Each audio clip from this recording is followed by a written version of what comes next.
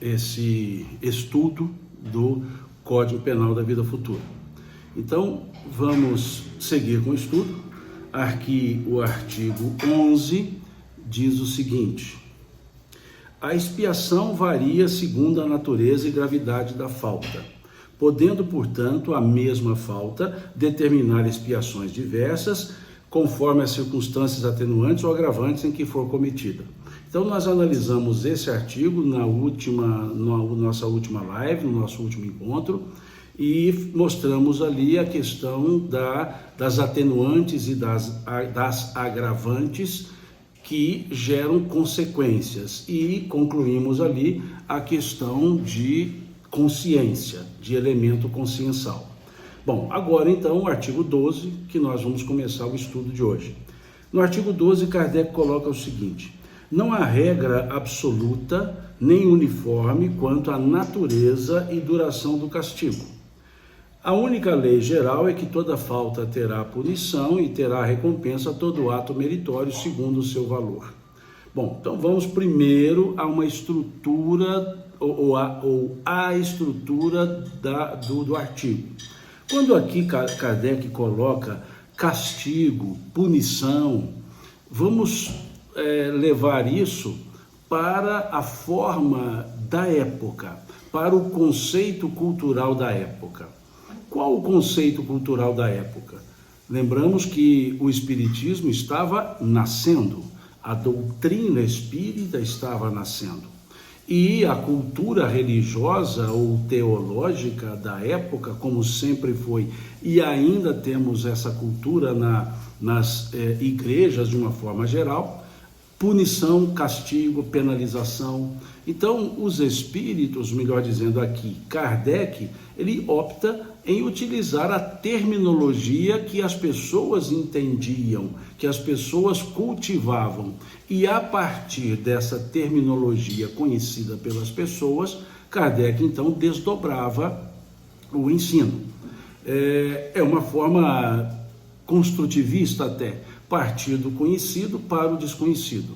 Porque se nós analisarmos em profundidade, Deus não pune ninguém, porque punição é algo muito típico da consciência humana, da natureza humana.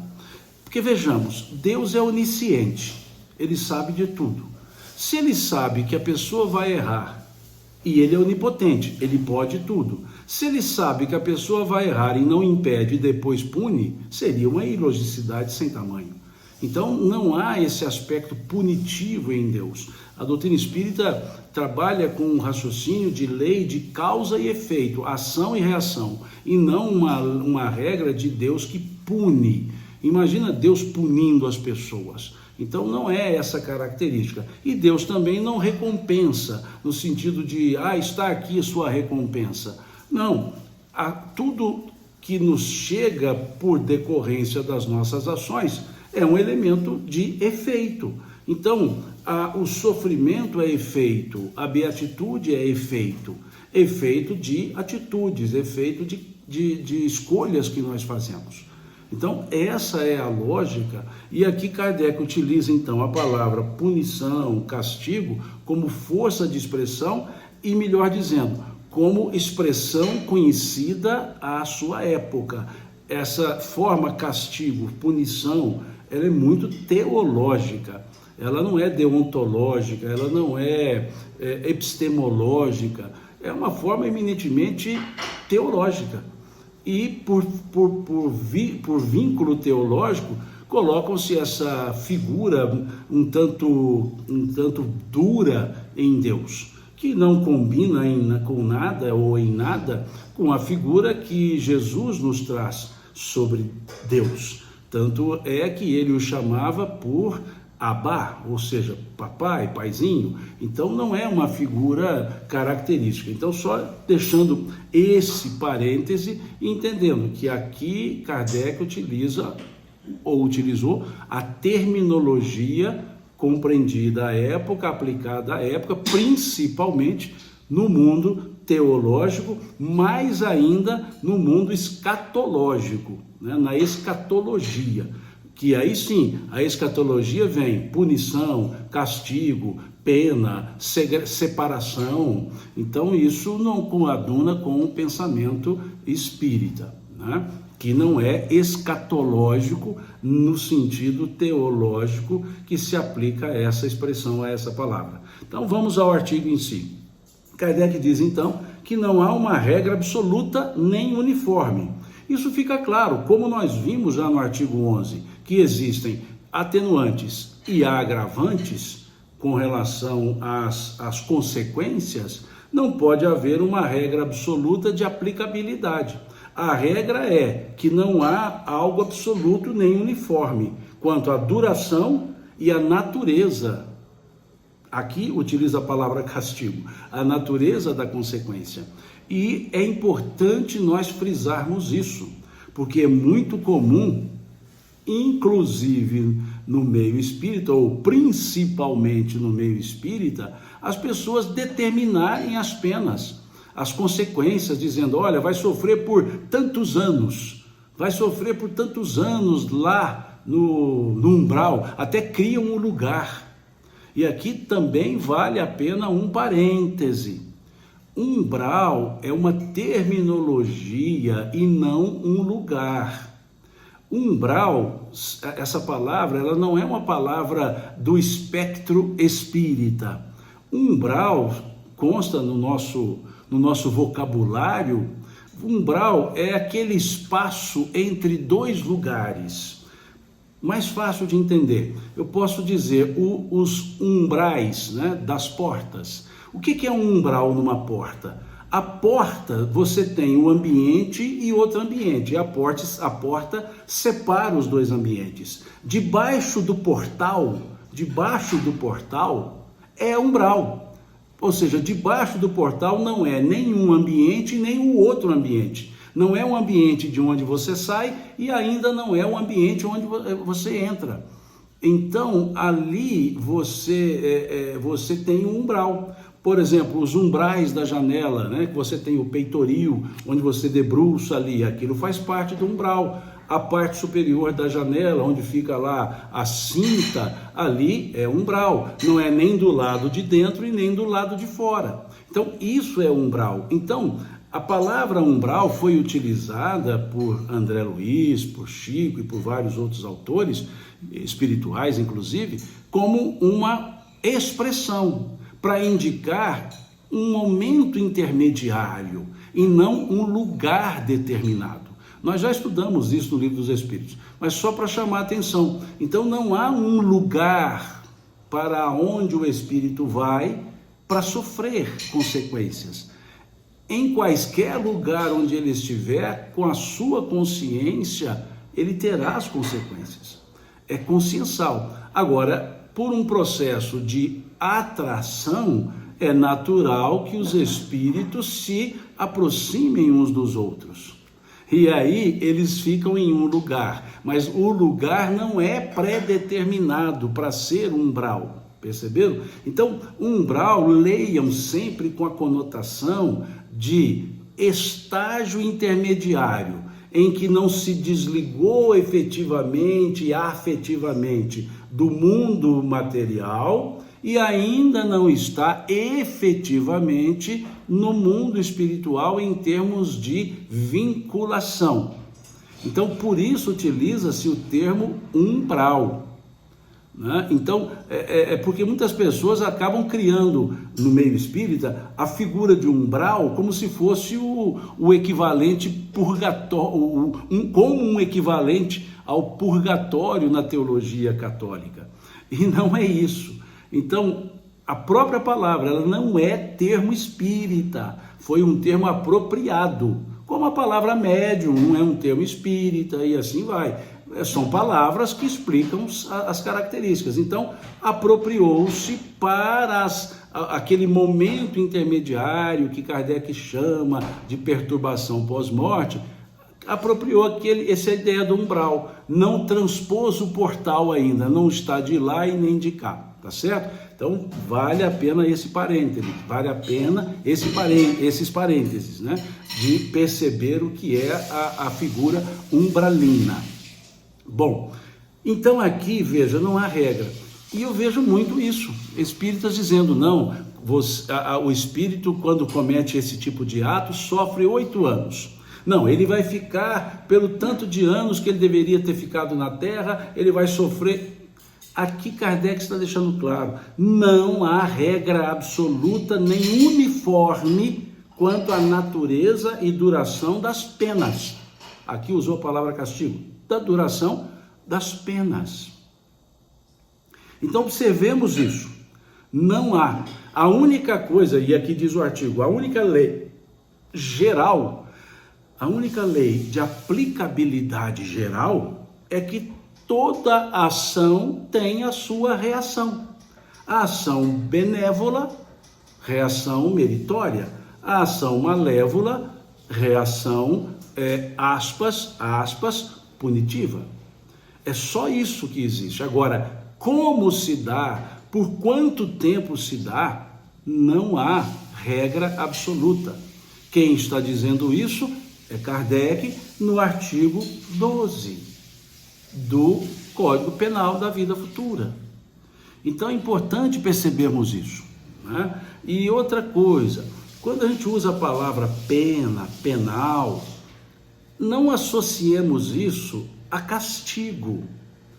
É porque acaba que a palavra pena, ela tomou uma conotação no popular, né, no coloquial, de punição.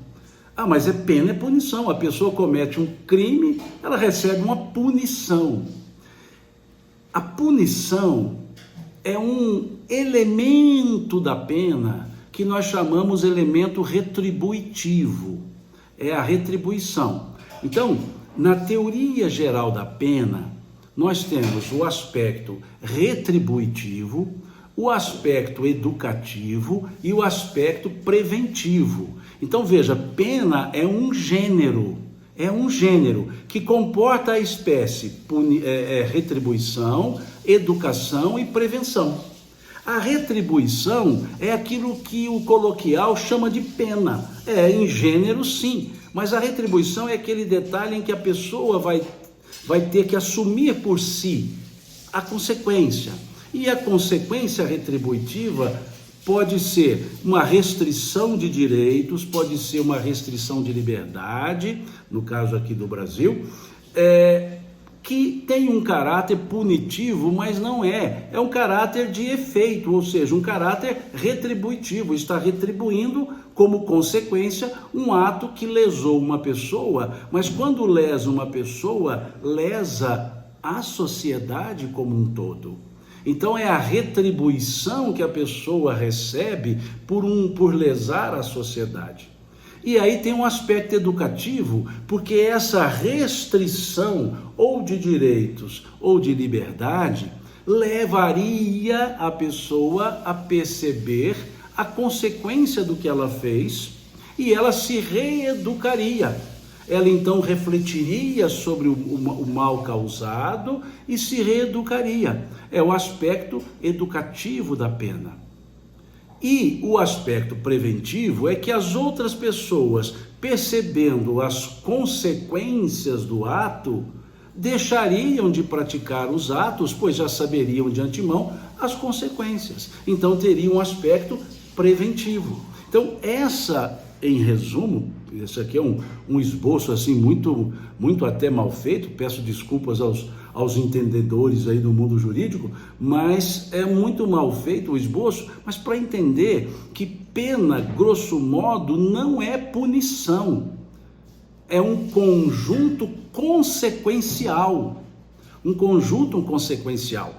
e até mesmo na nossa estrutura humana do nosso Código Penal, e aí já lê, né? Código Penal, tá vendo? A punição. Não, Código Penal, ou seja, um estudo de ações e reações que haverá consequências retributivas quando for o caso, educativas, punitivas, preventivas, e a retributiva, para se ter ideia, tem também a pena pecuniária, que não é restrição de direito, não é restrição de liberdade, é pecuniária, ou seja, pagamento de uma multa que seja.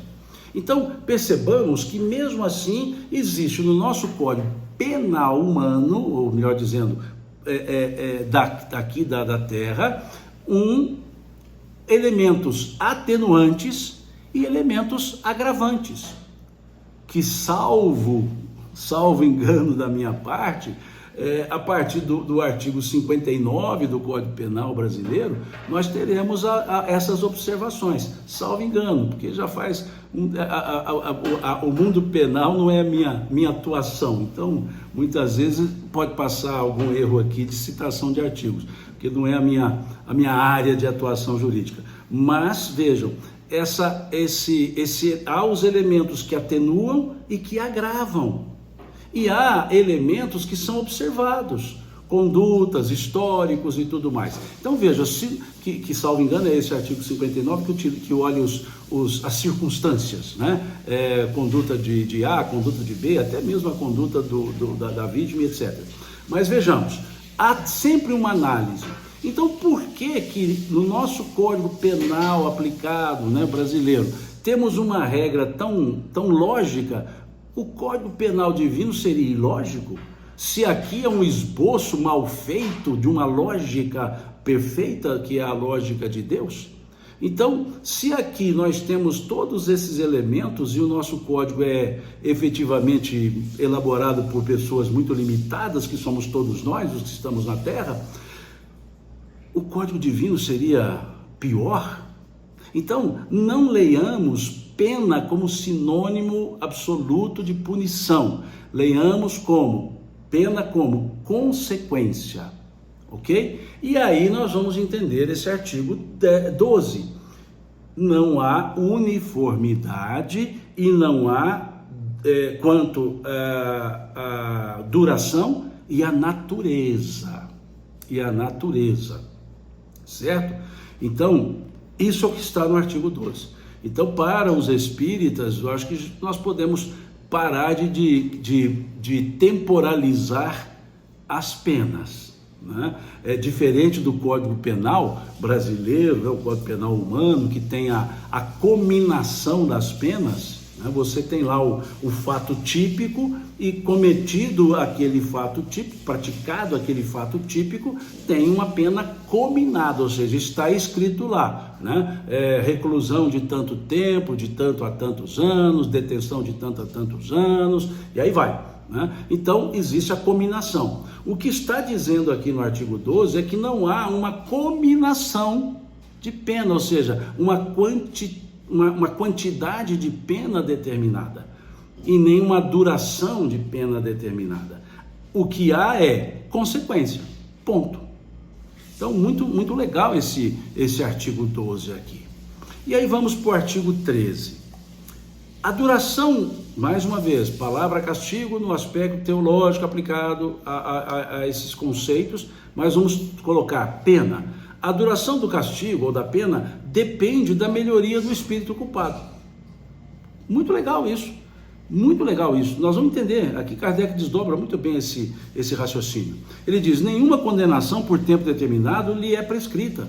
O que Deus exige por termo de sofrimentos é um melhoramento sério, efetivo, sincero, de volta ao bem. Deste modo, o espírito é sempre o árbitro da própria sorte, podendo prolongar os sofrimentos pela pertinácia no mal ou suavizá-los e anulá-los pela prática do bem. Uma condenação por tempo predeterminado teria duplo inconveniente: de continuar o martírio do espírito renegado ou de libertá-lo do sofrimento quando ainda permanecesse no mal. Ora, Deus, que é justo, só pune o mal quando existe e deixa de o punir quando não existe mais. Por outra, o mal moral, sendo por si mesmo causa de sofrimento, fará este durar enquanto subsistir aquele, ou diminuirá de intensidade à medida que ele descresça. Então, vejamos, há um ponto aqui muito interessante que nós precisamos pensar nesse artigo aqui. Vejam, o que os Espíritos estão dizendo? Se na lei de Deus houver um prazo de duração, o que pode acontecer? Duração das penas. Então a pena será de, sei lá, vou inventar aqui, 30 anos. Então quando der 30 anos, acabou. Mas o espírito não se redimiu. O espírito não mudou sua conduta, o espírito não teve um melhoramento sério, efetivo, sincero, de volta ao bem, mas acabou a pena. Por outro lado, em menos tempo, o espírito tem um melhoramento sério, efetivo, sincero e de volta ao bem. E ele tem que continuar cumprindo a pena. Então é isso que os espíritos estão dizendo, que Kardec está dizendo. Não há como temporalizar, porque haveria duplo inconveniente de suspender a pena sem o melhoramento ou continuar a pena apesar do melhoramento, porque ela ficou pré-determinada. Por isso é que eu disse antes, não há uma cominação de pena. Há uma pena, mas não cominada em termos quantitativos. Não há cominação quantitativa, porque a questão é interna, moral. Então, se o espírito recupera melhora efetivamente, sinceramente, e volta ao bem, por que ele continuaria ali, no, entre aspas, castigo? Por outro lado, deu-se um prazo determinado, terminou o prazo, o espírito não se melhorou, quer dizer, a consequência acaba. Então, perdura a consequência enquanto perdurar o sentimento no mal. É muito simples isso. É muito simples. É que nós estamos acostumados aqui no planeta Terra, é mais difícil ajustar isso, porque a consciência humana ela não fica aberta, né? A consciência humana ninguém consegue lê-la, né? Há até um brocado aplicado ao mundo jurídico, que faz parte da fala de Ulpiano, não do código efetivo de Ulpiano, mas há uma fala de Ulpiano que ele diz: ninguém é condenado pelo que pensa, né? Então veja, por quê? Porque ninguém consegue enxergar o que está sendo pensado pela pessoa, né? Ninguém consegue enxergar o íntimo da pessoa. Então esse mundo não é percebido aqui na vida corporal, mas no mundo espiritual, conforme nós vemos lá na questão 919A do Livro dos Espíritos, nós temos lá nessa questão uma resposta belíssima de Santo Agostinho sobre o autoconhecimento, mas ali ele fala, reentrando no mundo espiritual, onde nada fica escondido. Então, no mundo espiritual, a consciência, além de aclarada para a própria pessoa, ela é percebida. Por isso é possível perceber que a pessoa teve melhoramento. Por isso não se deve ter cominação determinada de penas. É muito lógico esse artigo 13. Quem nos dera se nós pudéssemos ter condições de aplicabilidade de um raciocínio desse. Mas aqui, volto a dizer, no mundo corpóreo, nós não temos um conscientômetro, né? Consciencientômetro, sei lá, vamos inventar um nome aqui, que pudesse medir a consciência. Não temos como. Podemos fazer algumas ilações sobre consciência a partir de comportamentos, mas não dá para dizer o que a pessoa está pensando. Ainda não temos uma estrutura para isso. O que você está pensando? Se a pessoa não nos disser, nós não saberemos. Mas no plano espiritual, o que nós pensarmos, todos saberão. Porque o pensamento, dizem os espíritos, é o meio de deslocamento, de locomoção do espírito. Então isso é interessante. Daí nós vemos o quão justa é essa não temporalidade, ou temporalização, melhor dizendo, da pena, e sim a observação do estado de melhoramento do espírito. É muito lógico isso. Depois nós veremos à frente, artigo 16, que há alguns elementos aqui, há uma palavra, né, que sintetiza essas que estão no segundo parágrafo, melhoramento sério, efetivo, sincero e de volta ao bem, os espíritos chamam de arrependimento. Mas eles deixam claro que não é só esse o elemento principal. há a necessidade da reparação e há o aspecto retributivo, que é o aspecto expiatório. Então, não basta apenas esse ponto. Nós chegaremos lá no artigo 16, mas aqui até o artigo 13 fica muito clara a ideia e muito perceptível a ideia dessa não fixação taxativa de tempo de pena, de tempo. É muito interessante isso. Eu me encanto. Eu falo que eu disse isso no primeiro dia de estudos nossos, que eu me encanto com essa estrutura do Código Penal da Vida Futura que Kardec nos apresenta, esse ensaio. Eu não chamaria de ensaio teórico, eu chamaria de ensaio no aspecto que é uma apresentação dele, mas um ensaio fático da realidade espiritual. Vamos para o artigo 14. Dependendo da melhoria do espírito, a duração da pena, do castigo aqui colocado, o culpado que jamais melhorasse sofreria sempre, e para ele a pena seria eterna. Aqui é algo muito interessante para nós pensarmos, esse artigo 14. É muito interessante. Olha o que está escrito aqui: pena eterna. Aí nós podemos dizer, mas há um tempo nós estudamos aqui que não há penas eternas. É interessante isso. E de fato não há penas eternas. Mas Simão, como não há penas eternas? Isso aqui está dizendo que a pena seria perpétua. Seria eterna. Vamos avaliar aqui o texto. Dependendo da melhoria do espírito, a duração do castigo, ou seja, a consequência perdura enquanto perdurar a causa.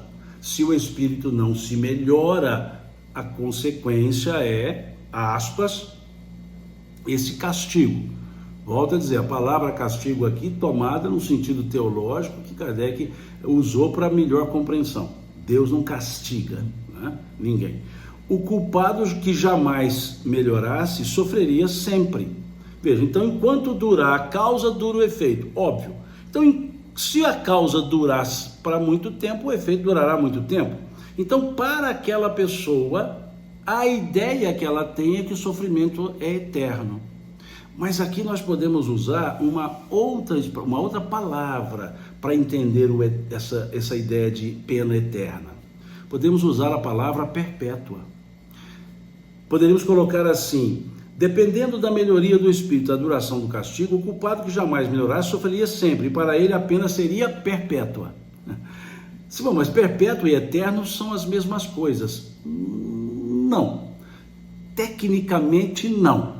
Coloquialmente até podemos utilizar com sentidos semelhantes, mas tecnicamente não. Tem uma expressão brasileira que a gente gosta muito de usar aqui em Minas, né? Quando a pessoa compra um produto, sei lá, um par de sapatos, e a pessoa fala: oh, que bom, um sapato tão bom. Ele fala: isso, é excelente, dura até acabar. Aí a gente usa essa frase com jocosidade, né? Não, dura até acabar, mas é lógico, só dura até acabar. Essa frase, dura até acabar, é o que é perpétuo. É interessante isso. Perpétuo é aquilo que dura enquanto durar. Depois que deixar de durar, deixou de ser perpétuo.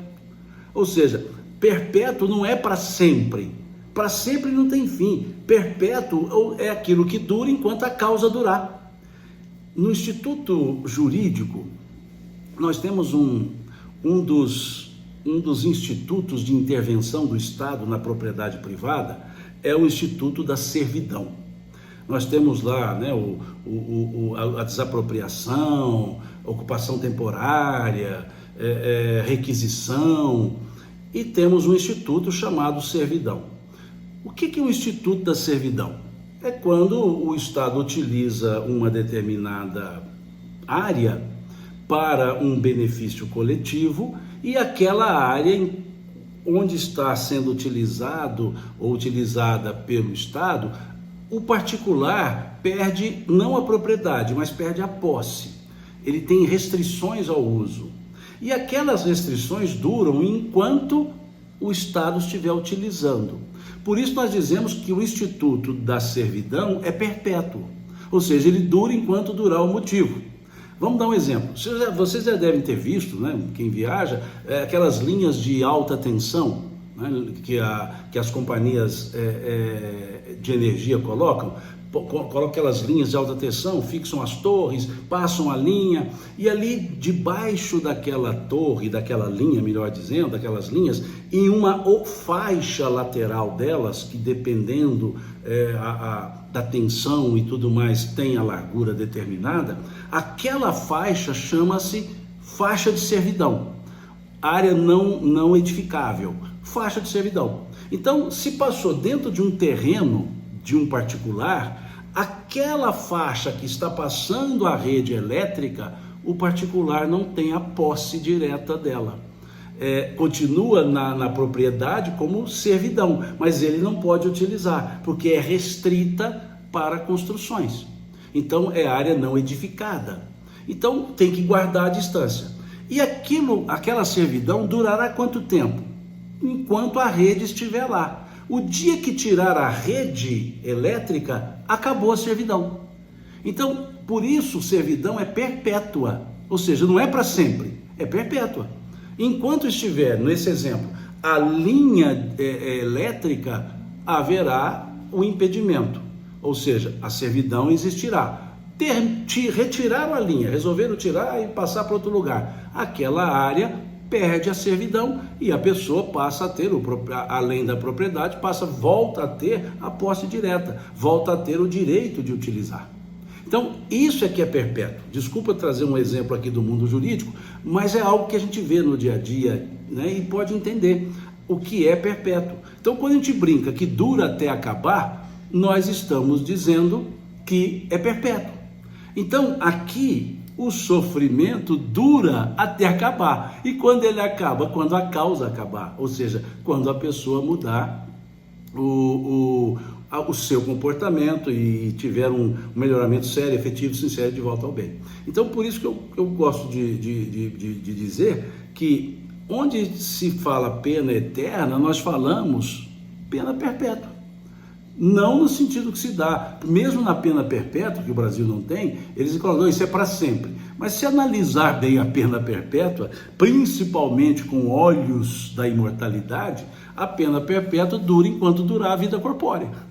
Acabou a vida corpórea, acabou a pena perpétua. Então, ou seja, não é para sempre também. Para sempre seria se fosse para a vida imortal. Então, nós temos que apartar alguns conceitos para poder entender melhor o que está sendo colocado. Então não há penas eternas, há penas que dependem das circunstâncias geradoras delas, ou seja, pena sempre é efeito, nunca causa. E na realidade espiritual, quando olhamos o artigo 13 e artigo 14, fica muito claro que a causa da pena sendo extinta, a pena também será extinta. Ponto. Então, desculpe-me se eu aparentemente tergiversei aqui, fui para alguns exemplos do mundo jurídico, mas porque fica claro para a gente entender isso, né? O que é essa servidão, né? No sentido de perpetuidade. E para entender que enquanto durar a causa, durará o efeito, e se o espírito demorar muito para mudar a sua natureza, ele continuará tendo o efeito danoso. E aí dá aquela sensação de que nunca acaba. Mas acaba. Quando? Acabar a causa. Então, guardemos isso. Pena é consequência. Termina quando terminar a causa. Pelo prisma da espiritualidade. Pena é consequência, dura enquanto durar a causa, pelo prisma da visão imortal, ok? Então, isso é o que nós vemos nos artigos 13 e 14, 12, 13 e 14. Vamos para o artigo 15. E aí, no artigo 15, nós temos uma condição inerente à inferioridade dos espíritos é não lograrem o termo da provação, acreditando-a eterna, como eterno lhes parece deve ser um tal castigo. É o que acabamos de dizer. né? Ou seja, o que o artigo 15 está dizendo? Como o espírito não consegue ver, né, a duração, o termo, ele não logra o termo, ele não consegue ver o final, então ele acha que é eterno, né? Aqui em Minas nós temos uma expressão, quando a distância é muito grande e a gente não consegue enxergar o destino, a gente fala assim, vai andando aí toda a vida, né? Nosso linguajar mineiro. Não é perto, não é muito longe, você tem que andar toda a vida. Se bem que o logo ali de mineiro quase é o toda a vida também, viu? Mas vejam, o andar toda a vida é o seguinte, não sei quanto tempo você vai levar para chegar lá. Vai ter que andar toda a vida. Essa é a ideia que está aqui, óbvio, né? Não com essa jocosidade toda, mas o que está colocando aqui é o seguinte, o espírito não consegue entender o termo, o final. Como ele não consegue entender o final, ele acha que nunca acabará. Ele acha que nunca acabará. Então, por isso é que dá aquela ideia para quem sofre a consequência de não término, de eternidade. É uma até relatividade, né? A relatividade nos mostra isso. Quando nós fazemos uma coisa prazerosa, o tempo se esvai numa rapidez que uma hora passa como se fossem 30 minutos, 20 minutos. Uma coisa prazerosa, você fala, não, mas já acabou. Quando a coisa não é prazerosa, uma hora parece uma eternidade para acabar. Parece que demorou um dia, dentro de uma relatividade do tempo. Então, aqui se aplica uma relatividade. Como o espírito não consegue divisar o término, ele acha que nunca acabará. E aí se sente que é eterno esse aspecto, né? A Raquel está dizendo aqui que linda essa xícara. Isso aqui é uma caneca da Fraternidade Sem Fronteiras, né? Que até abre um parêntese. Entrem no site da Fraternidade Sem Fronteiras, fraternidadesemfronteiras.org.br, e conheçam esse trabalho desenvolvido por essa instituição, né, que presta um concurso de fraternidade, de auxílio a diversas pessoas em diversos países, cuja a sede está aqui no Brasil, lá em Campo Grande, né? Então tem projetos belíssimos na África, tem projetos belíssimos aqui no Brasil. Conheçam lá, né? E ajudem, porque a Fraternidade Sem Fronteiras desenvolve o seu trabalho por apadrinhamentos. Ou seja, ela só faz o trabalho quando tem padrinhos para auxiliar. E cada padrinho está cuidando de uma pessoa, de uma criança, de uma mãe, né? São diversos projetos. Entrem lá, não estou aqui para fazer, o estudo não é para fazer merchandising no bom sentido, mas é porque falaram da caneca, então só estou mostrando aqui o que é a caneca que a qual a pessoa se referiu, essa Fraternidade Sem Fronteiras. Então, voltando aqui, percebemos, tudo aqui é uma questão da relatividade da pessoa, né? Kardec até faz aqui, ou melhor dizendo, a editora, né, faz aqui uma observação, dizendo, perpétuo é sinônimo de eterno, diz o limite das neves perpétuas. Veja, é sinônimo de uma forma genérica, mas o próprio exemplo trazido aqui, veja, perpétuo é sinônimo de eterno, disse o limite das neves perpétuas, dos polos. A neve é perpétua ou ela é para sempre? Não, a neve só fica lá enquanto o clima permitir que ela exista. Então veja, não é para sempre, perpétuo dura enquanto durar. Então, se o clima não contribuir, há o derretimento. Então, aquelas neves perpétuas do monte, sei lá, do Kilimanjaro, do Fuji, vão desaparecer. Se é para sempre, nunca desaparece. Mas quando desaparece é porque acabou a causa. Então, perpétuo leva mais a esse sentido do que perenidade, ok? É só observação, porque tem aqui uma nota da editora, né, com relação a criar um sinônimo absoluto. É um sinônimo, mas não é absoluto. Quando a gente aprofunda e mais tecnicamente, a gente percebe que não é bem assim, tá certo? Aqui a Leia está aqui agora que eu estou vendo, né? A Leia, ela pode assistir ao vivo aqui do meu lado, mas ela entra aqui, né? Mas é lógico, né? Aí ela interage com todo mundo. E aqui o Hugo está colocando o site, né, da Fraternidade Sem Fronteiras, legal. Bom, seguindo então, o artigo 16. Nós ainda temos aqui, pelos meus cálculos, uns 20 minutos de estudos. O artigo 16. Aqui nós vamos trabalhar no 16 e 17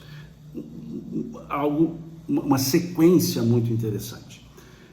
Aqui no artigo 16, Kardec diz assim: o arrependimento, conquanto seja o primeiro passo para a regeneração, não basta por si só. São precisas a expiação e a reparação. São precisas a expiação e a reparação. O arrependimento, expiação e reparação constituem, portanto, as três condições necessárias para apagar os traços de uma falta e as suas consequências. O arrependimento suaviza os travos da expiação, abrindo pela esperança o caminho da reabilitação. Só a reparação, contudo, pode anular o efeito, destruindo-lhe a causa. Do contrário, o perdão seria uma graça e não uma anulação. Aqui é importante nós observarmos isso, né? Deixa eu só ver uma observação aqui. Desculpa, eu vou ler do jeito que está escrito aqui. Gaeversen pôs o número 8 aqui. Gaeversen, eu não entendi o que é esse número 8. Se você puder explicar aqui o que significa esse 8, ou se foi só um teclado aí diferente, só para eu entender o que seria, para eu conversar, tá? Para a gente, se de repente alguma observação, e eu não vi as mensagens anteriores, né? Então estou vendo agora só o 8 aqui. Se você puder explicar, colocar o que é esse 8 aí, já me ajudaria um pouco para eu poder trabalhar.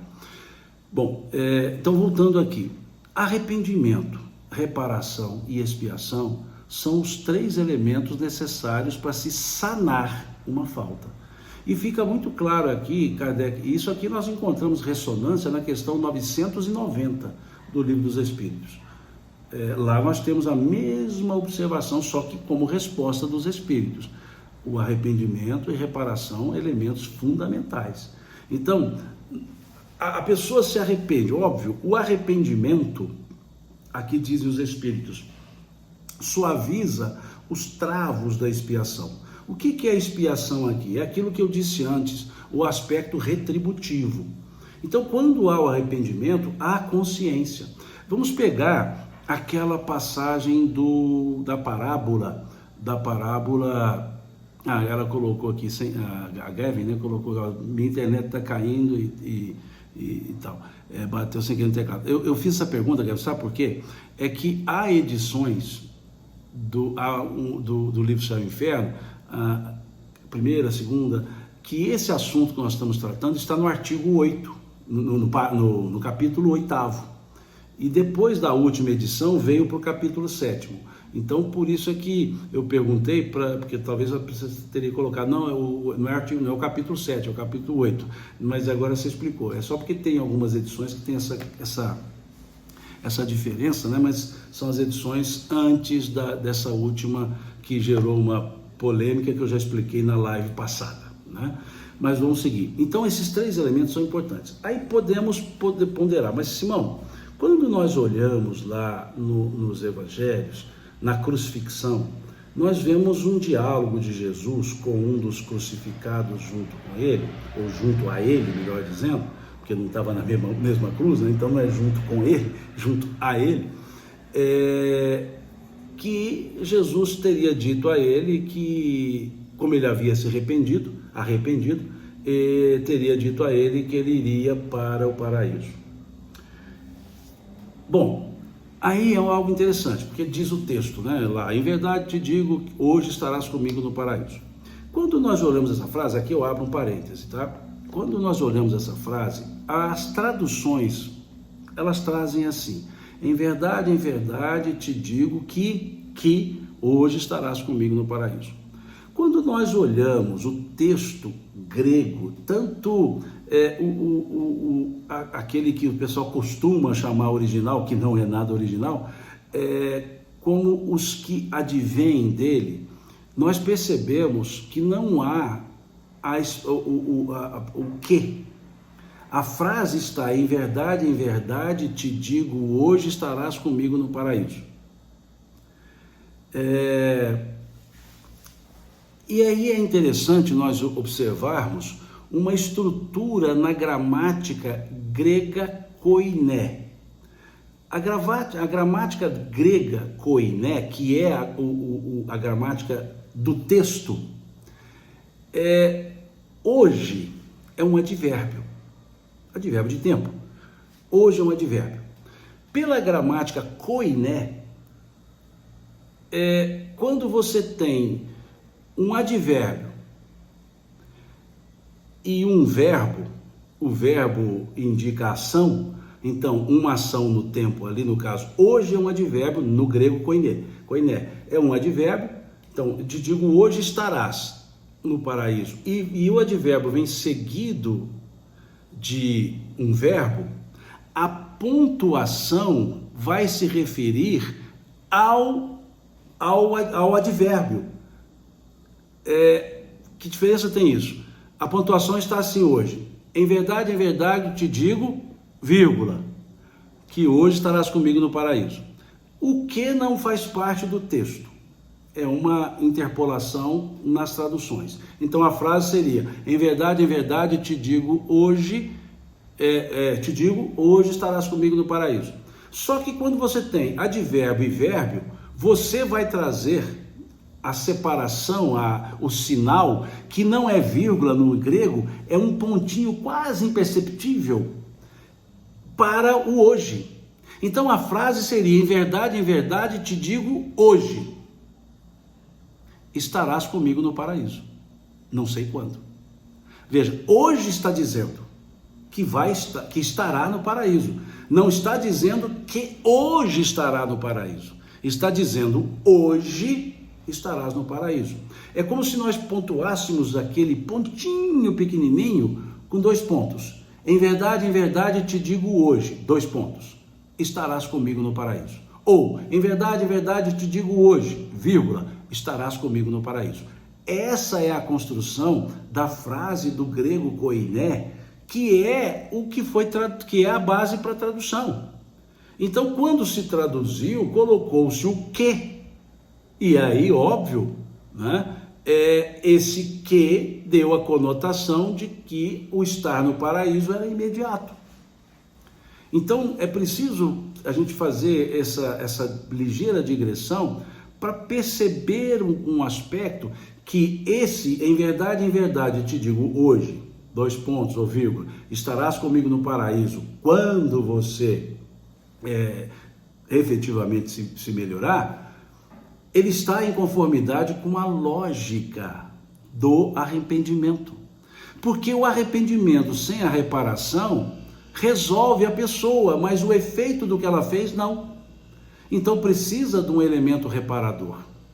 E é interessante observar que, por exemplo, na fala de Jesus com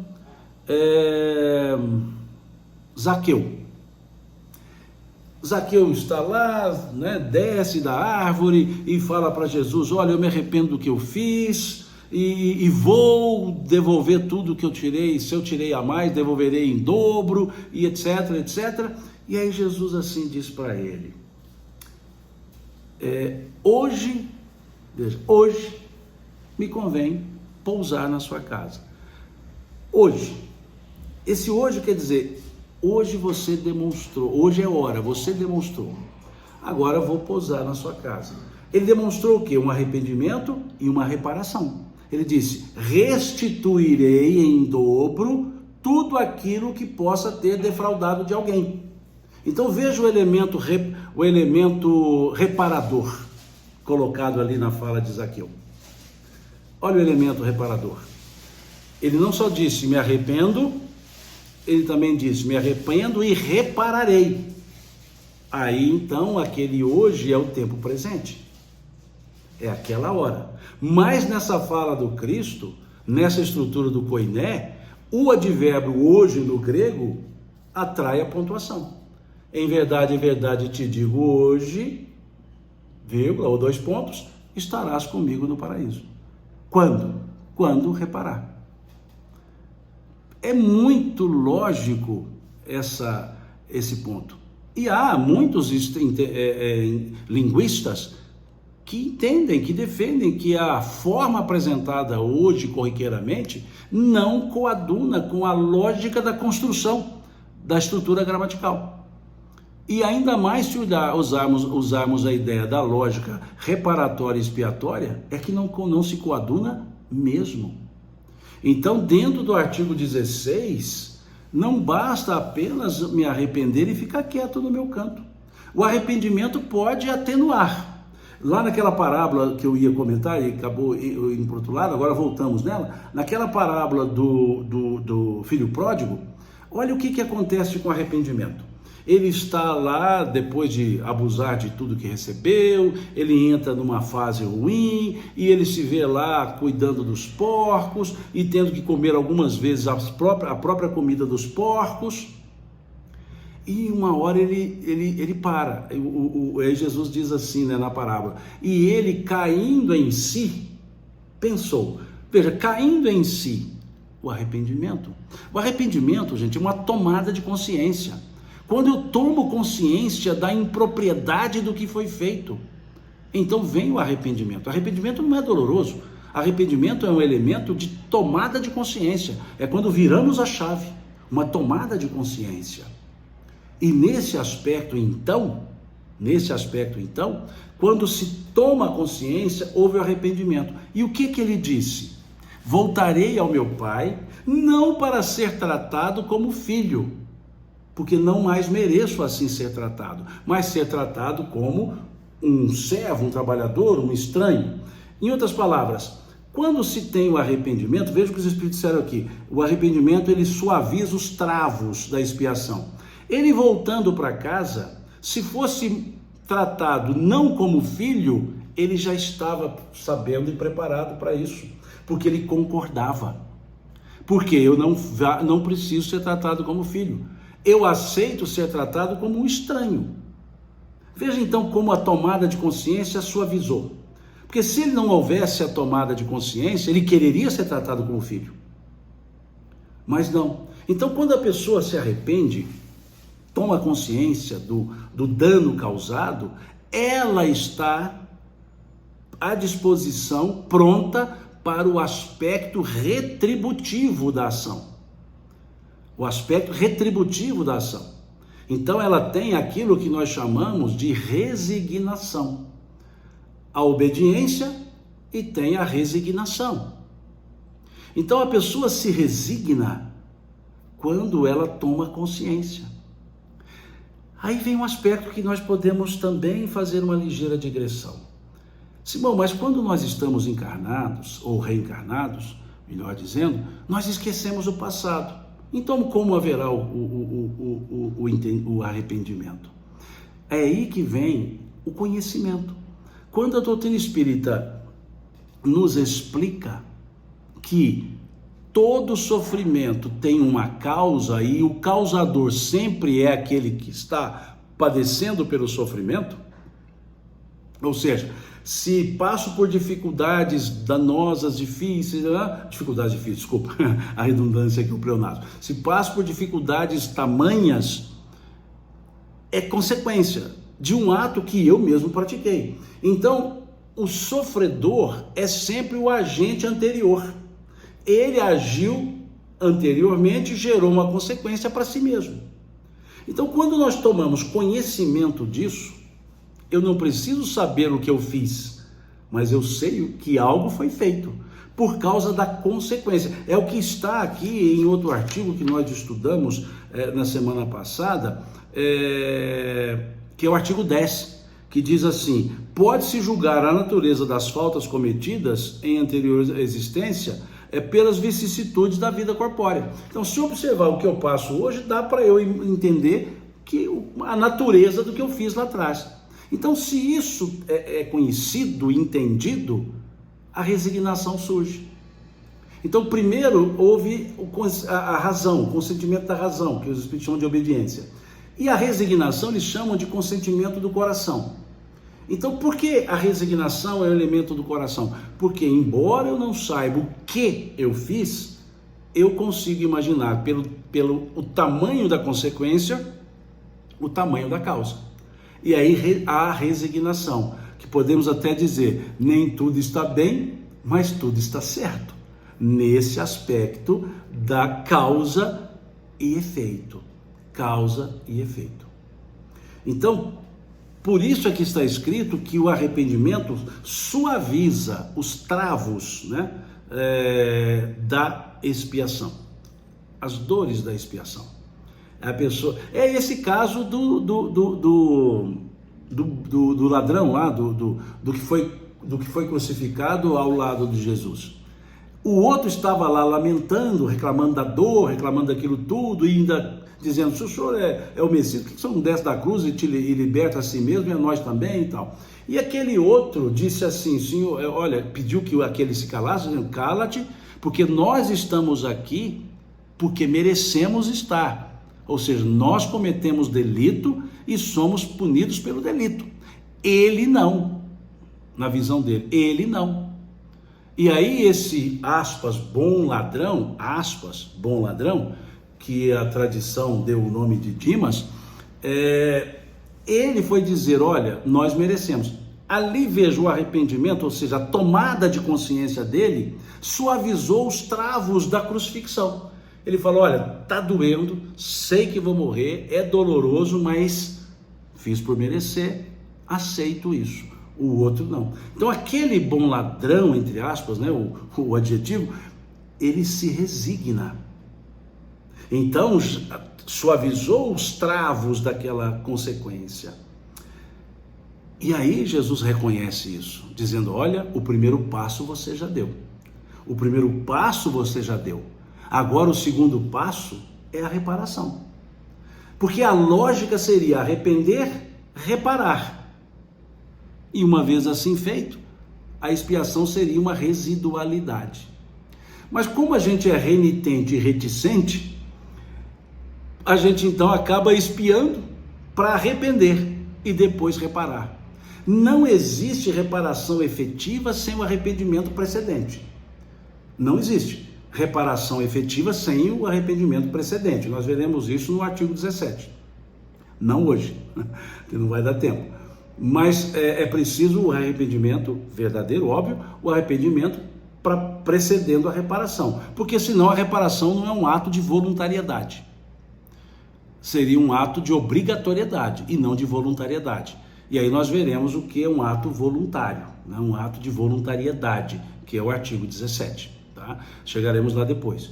Então perceberam que arrependimento é fundamental, mas não basta. Arrepende e fica quieto, o dano causado não foi reparado. Então é preciso que haja a reparação do dano, mais do que a retribuição. Então é preciso a reparação. Então aquele que subtraiu algo de alguém, se arrependeu, mas não devolveu aquele algo subtraído, então não se reparou, né? Nós temos até no nosso direito penal o chamado arrependimento tardio, né? Que não vai resolver efetivamente o aspecto reparador, pode atenuar, né? Pelo reconhecimento, né? Lá o artigo 59, mas a reparação não existe. Então é preciso o aspecto reparador. Ah, mas Simão, a pessoa tirou a vida de alguém, quer dizer, a vida corpórea, como é que ela vai reparar? Por isso temos os efeitos encarnatórios. E numa encarnação seguinte, não de forma absoluta, conforme está aqui no artigo 12, numa encarnação seguinte ele pode dar, entre aspas, a vida corpórea àquela pessoa. Como? Recebendo-a na condição materna ou paterna, a vida corpórea, não a vida espiritual. Então veja, por isso os aspectos encarnatórios, a solidariedade reencarnatória que nós vimos no artigo 9º desse mesmo Código Penal da Vida Futura. Então vejam que perfeição essa estrutura aqui do Código Penal da Vida Futura. Arrepender fundamental para que a reparação seja verdadeira. A retribuição é residualidade. Residualidade. É importante nós percebermos isso, né? É um processo. O arrependimento, ele, como diz aqui, suaviza. Eu vou até grifar isso aqui que eu não tinha grifado. O arrependimento suaviza os travos da expiação, ou seja, a conscientização. Lembremos da parábola do filho pródigo, suaviza. Lembremos da frase do, aspas, bom ladrão, suavizou. Mas a reparação se faz necessária. Aqui a Raquel pergunta, a família é uma reparação? A família pode ser um meio reparativo. Se você observar, muito bem colocada a sua pergunta, viu, Raquel? Muito bem colocada. Se você observar o capítulo 5 do Evangelho segundo o Espiritismo, nós temos lá nesse capítulo 5 o seguinte dizer: o espírito frequentemente renasce no meio em que já viveu para reestabelecer ou estabelecer novamente, assim que está escrito, para estabelecer novamente aquelas relações rompidas do passado. Mas veja que o advérbio utilizado lá é frequentemente, não foi constantemente. Então, lá veja, o espírito frequentemente renasce e não o espírito constantemente renasce. Então, nós temos na família, podemos ter na família, espíritos com os quais já convivemos no passado, que conhecíamos, e espíritos com os quais ainda não convivemos no passado.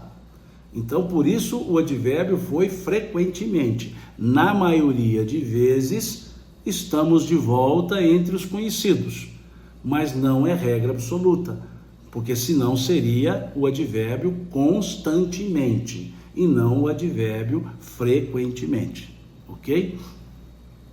Aqui a Ana Ruth também faz uma pergunta interessante. Se o meu credor evoluir para um plano superior ao meu, como eu posso reparar a minha dívida? Muito bem colocada essa pergunta, Ana Ruth.